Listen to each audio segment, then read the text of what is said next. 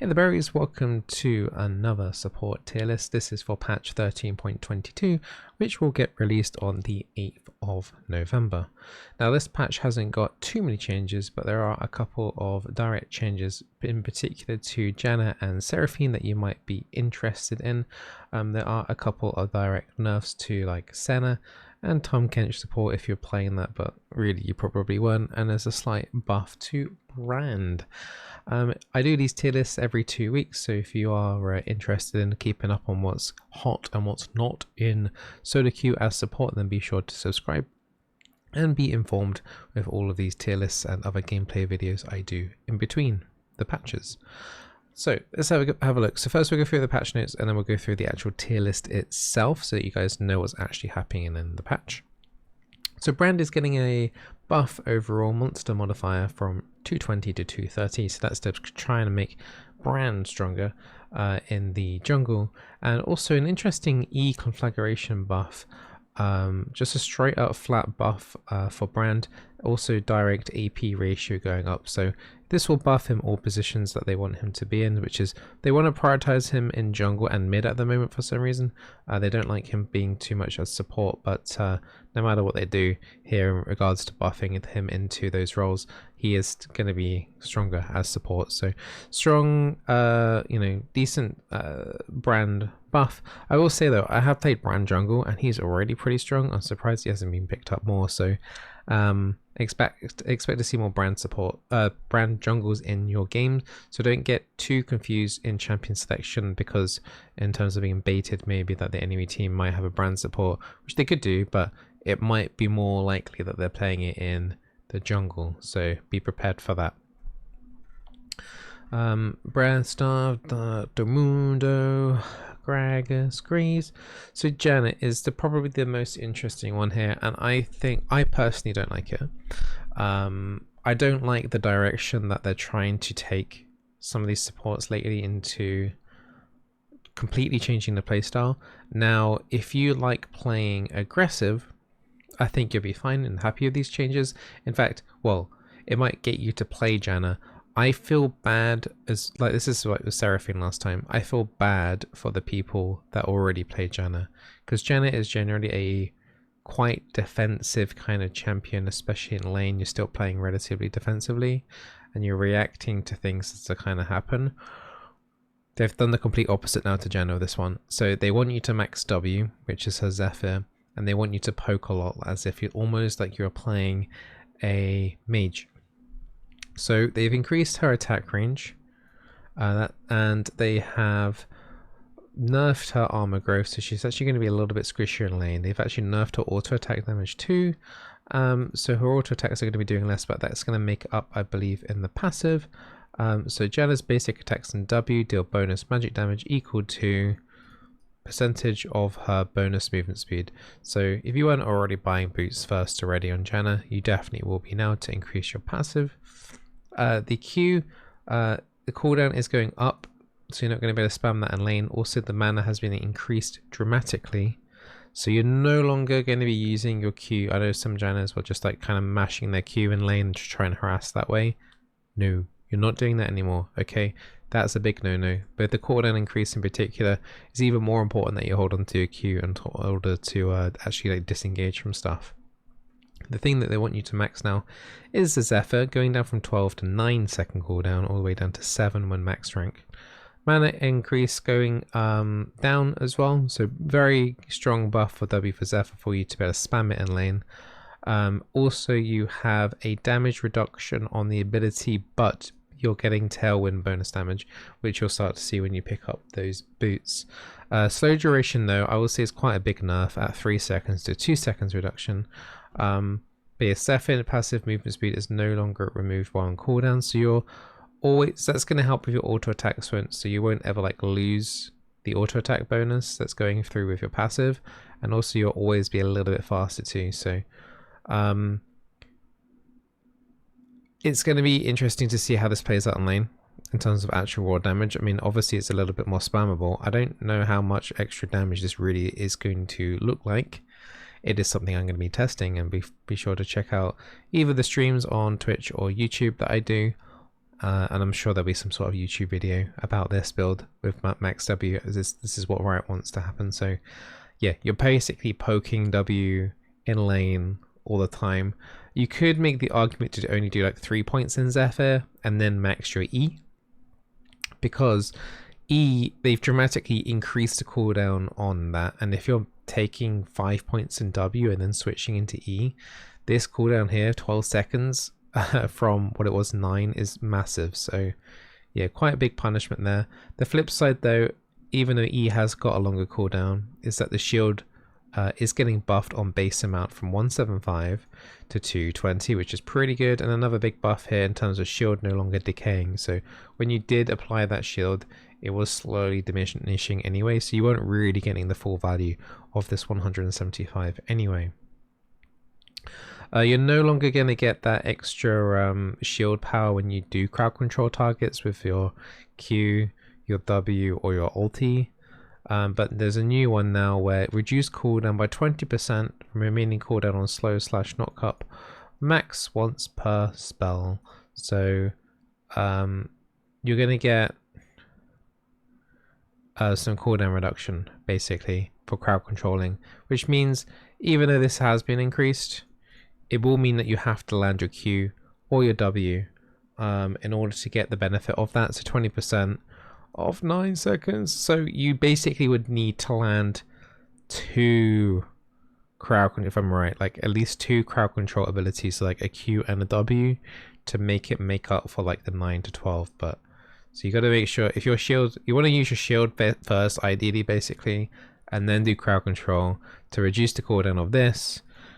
Yeah, that's basically the rotation. So like Eing the ally, then doing the crowd control, and hopefully you ease back off cooldown again pretty quickly. Nothing happening to Janna. We'll talk about this in the tier list, but for the first week or so, it's gonna, I'm pretty sure her win rate's gonna drop a little bit as people get used to this, because people are not going to be used to Janna harassing in lane, and especially with this armor growth going down, she's going to be a little bit squishier in lane as well. So it'd be very interesting to see how much this damage extra makes up for the fact that, you know, she is going to be in that front line a lot more. It's kind of scary, honestly, in terms of for Janna players. I'm in my head, I'm picturing all of these Janna players that are used to playing passively being suddenly forced to play super aggressive, and I can see it putting off a lot of people. So I have massive concerns about this one.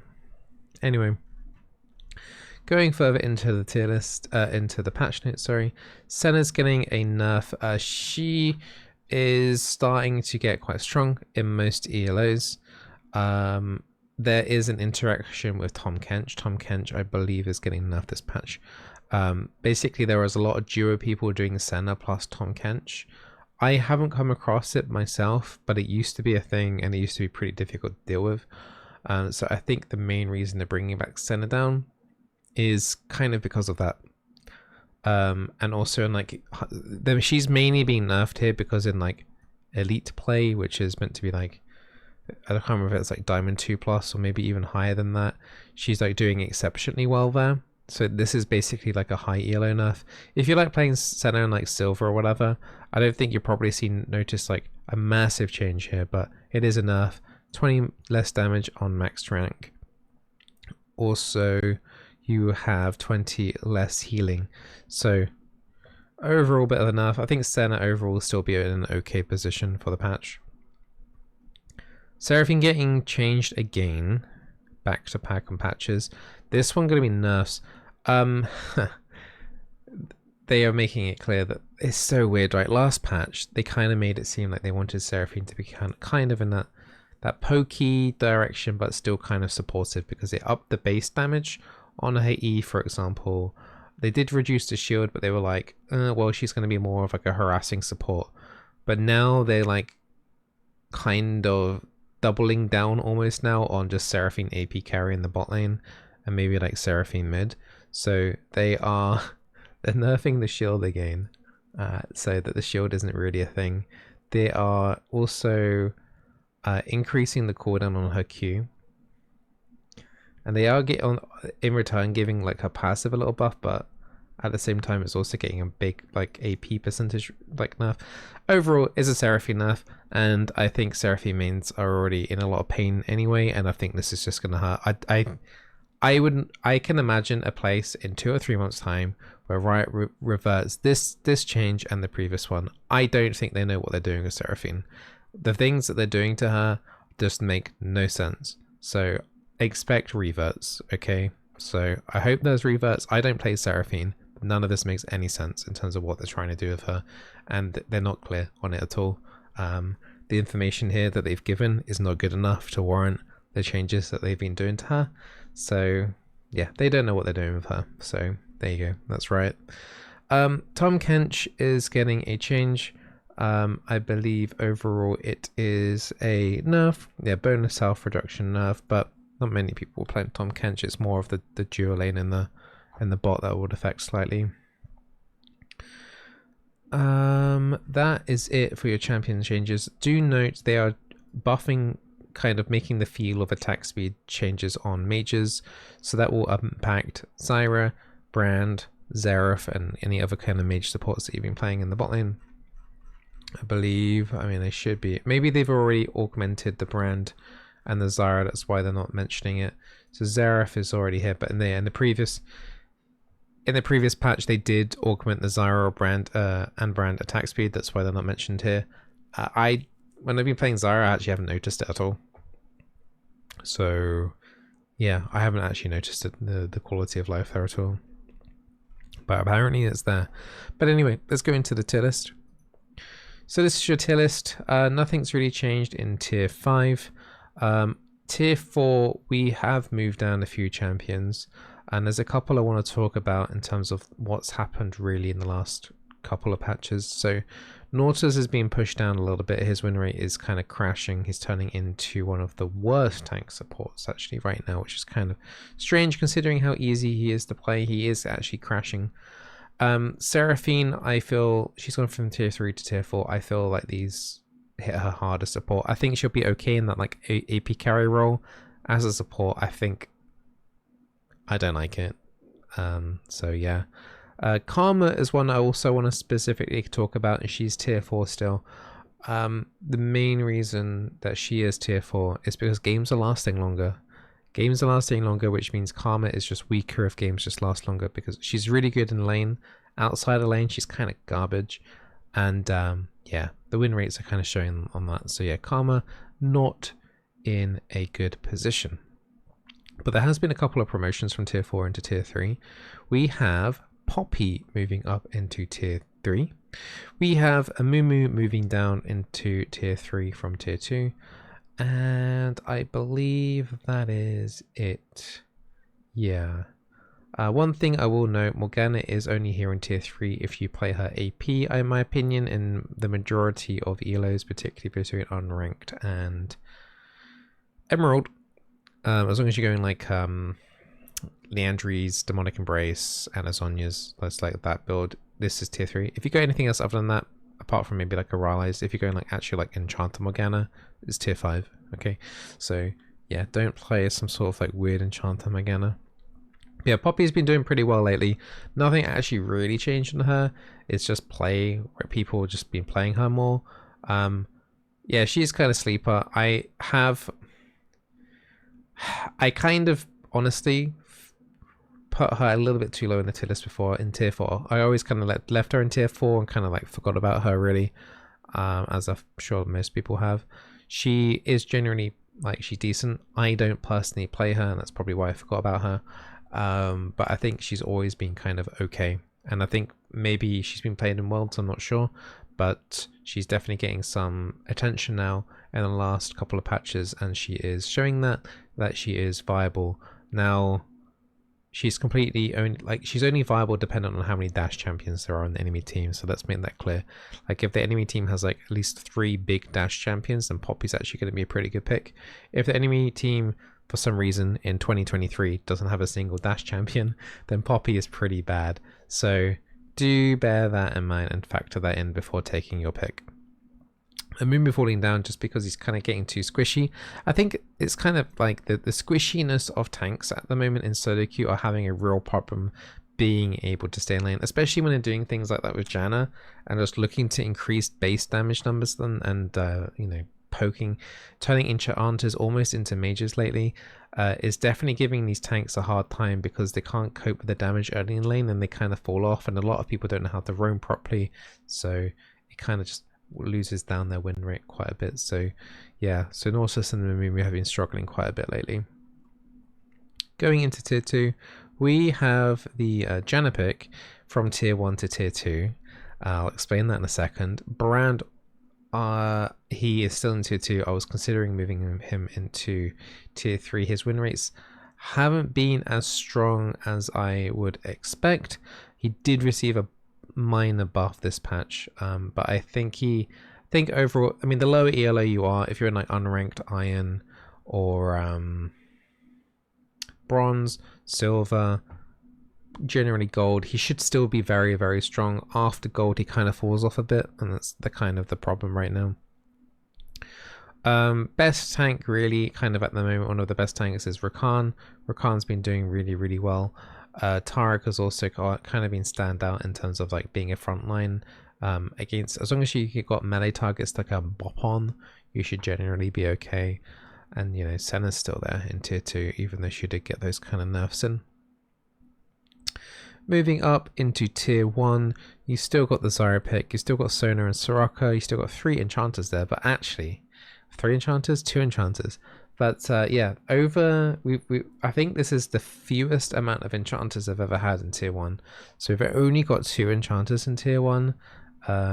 So yeah, I don't know if you want to call it bleak times or not, but yeah, your only 2 enchanters there are the Sona and the Soraka. Blitzcrank should still be very, very good until plat, and then you might want to look into playing something like the Rakan or a Taric or something like that. But yeah, Blitzcrank, I mean, even if you stick on the Blitzcrank, you can still do generally okay. And then your 2 mage picks are the Zyra and the Xerath, leaning more towards the Zyra though. If you had to choose like the absolute best mage here, the Zyra. The absolute best enchanter in my opinion probably is the Soraka. And best pick until tank pick until gold, or like maybe like even low plat, is Blitzcrank, and then Rakan if you can't play Blitzcrank for whatever reason, honestly. So those 2 kind of picks are more standout. So Rakan is definitely probably the strongest pick overall in tier 2 in my opinion. But we'll see about the Janna changes. I mean, I could be like, it is a big shift in change in power. She could easily be anywhere. I still think like, you know, she was in tier 1. I think she will lose a good chunk of win rate as a lot of these passive Janna players get used to trying to play a poke role, and they're going to int a lot. After that phase is over, we'll kind of see like if the damage is worth it in terms of pokage. If it's not, then she's in a massive problem then. Riot might end up buffing the W more if that ends up being the case, because if all your defensives are kind of like, you know, power has been reduced and you're being forced to play aggressive, but the aggressive isn't worth it, then yeah, you're going to have a massive problem. So yeah, I think tier 2 she'll still be fine. Would test her out for sure. But yeah, I do feel bad about those Janna players and the Seraphine players honestly recently as well. That I don't know what they're doing. I don't think Riot knows what they're doing. I don't know why they're forcing enchanters to have to play it more aggressively. People want to play an enchanter kind of Seraphine, why not just let them? People want to play an enchanter kind of Janna, why not just let them? Especially when the playstyle has been in the game for such a long time. To suddenly make that shift, I think, is very unfair. And it's going to put off people playing those champions, honestly, and you're going to be leaning more towards the Soraka. Yeah, I mean, I think Soraka is probably in a good position in terms of where Riot would want her to be, because she is quite active in lane in terms of poking. That's probably what they're trying to do with Janna to make her more engaging, but I don't know. The Janna has been such a key in terms of semi-passive gameplay for such a long time. I don't know. Anyway, guys, I hope you guys enjoyed the tier list. I hope I helped you out, and yeah, I hope your games go well. Just before we end the video, I want to do a very, very quick thank you to all of my YouTube members. Thank you for supporting me when I make these videos and when I do those live streams, and you get all the cute little badges next to your names and just do a quick readout of some names. And thank you, Kina and Hayes and Charstars and Ghost, Loy, Angel Savior, Sarah, Jason, Nuts, Steagle, TS, Bite, and we've got Beak, Jack, Sheffrey, Mads, Pedder, Taylor, I'm Inappropriate, Katie, and we've got Anita and Michael and Grant. Thank you all for being YouTube members and supporting what I do. Most of the people there are tier 1 subs or tier 1 members, which gets them all the emotes that you can use them in the YouTube comments or on the live streams. Plus, as I said, the little badge next to your name makes you really kind of highlight and makes me easier to spot you actually when you're leaving a YouTube comment or when you're in the YouTube stream. And tier 2 is just kind of extra support, and if you are a member you do get access to those YouTube live stream VODs that everyone else doesn't get to. So yeah, thank you for supporting me, thank you for watching my content, and yeah, I'll be on stream tomorrow to try and do some Janna games, I guess. See you then.